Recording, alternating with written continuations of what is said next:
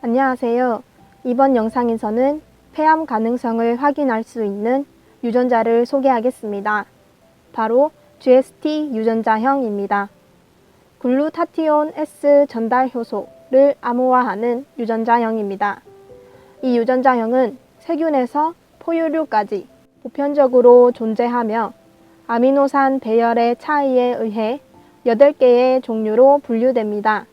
다음과 같이 여러 종류가 있게 됩니다. GST 유전자형은 다음과 같은 기능들을 가집니다. 첫 번째로 몸 안에 있는 각종 유해 물질에 해독 작용을 하며 강력한 해독 물질인 글루타티온을 관리합니다. 두 번째, 발암 물질을 글루타티온에 결합시켜서 독성을 제거하고 독성이 제거된 발암 물질을 배출시키는 효소를 암호화합니다. 세 번째, 간 해독 시스템 속 적절한 역할을 하여 암 발생을 막습니다. 우리 몸에 있는 간은 대부분의 대사 과정, 특히 해독 과정에 있어서 핵심적인 역할을 수행하는데 몸 밖에서 들어온 것뿐만 아니라 몸 안에서 합성된 수많은 독성 물질도 중화시키는 역할을 합니다. 해독 과정에 관련이 있는 일련의 유전자는 다음과 같습니다. 1단계, 2단계, 그리고 항산화 과정이 있게 됩니다. 이때 GST 유전자형들은 2단계에서 중요한 역할을 맡게 됩니다. 따라서 이 유전자형들은 간에서 주로 발현되어집니다. 여기서 잠깐 글루타티온에 대해 간단히 설명하겠습니다. 우리 몸은 세포에서 생길 수 있는 스트레스로부터 스스로를 보호하기 위해 유해 물질들을 제거하거나 손상된 세포를 치유하는 시스템을 가지고 있습니다. 그 가운데 글루타티온은 이 시스템에서 중요한 역할을 합니다. 글루타티온은 기본적으로 3개의 아미노산, 즉 글루탐산, 시스테인, 글리신이 결합하여 생성된 구조로 체내 모든 세포에서 합성될 수 있습니다. 글루타티온은 두 가지 상태 GSH, GSSG로 존재하여 GSH의 형태에서 세포의 손상을 방지합니다.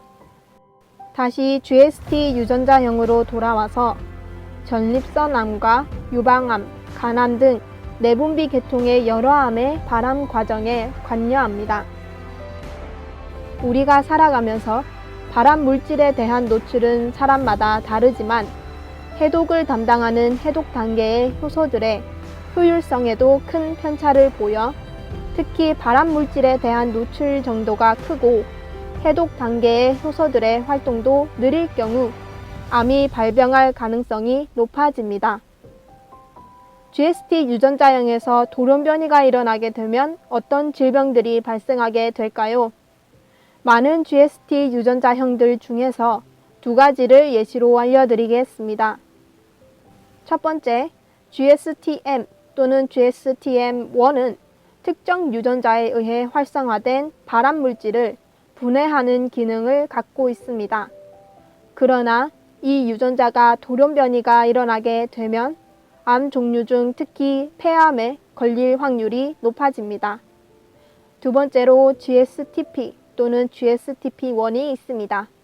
이 유전자는 주로 심장, 폐, 뇌 조직에서 발현되어 몸 안의 발암 물질을 분해하는 기능을 갖고 있습니다.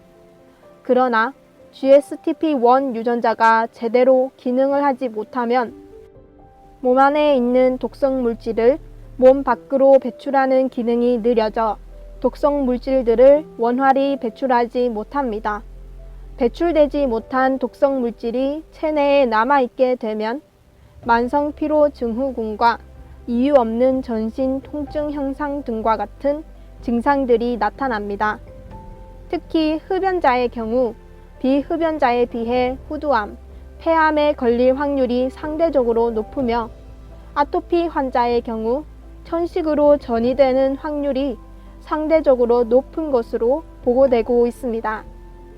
결론적으로 GST 유전자형으로 인해 발병하는 질병들은 폐암, 유방암, 간암, 신장암 등 내분비 계통의 여러 암들이 있습니다. 지금까지 GST 계열의 유전자들에 대해 소개해 보았습니다. 영상이 유익하셨길 바라면서 가시기 전에 구독과 좋아요 부탁드립니다. 감사합니다.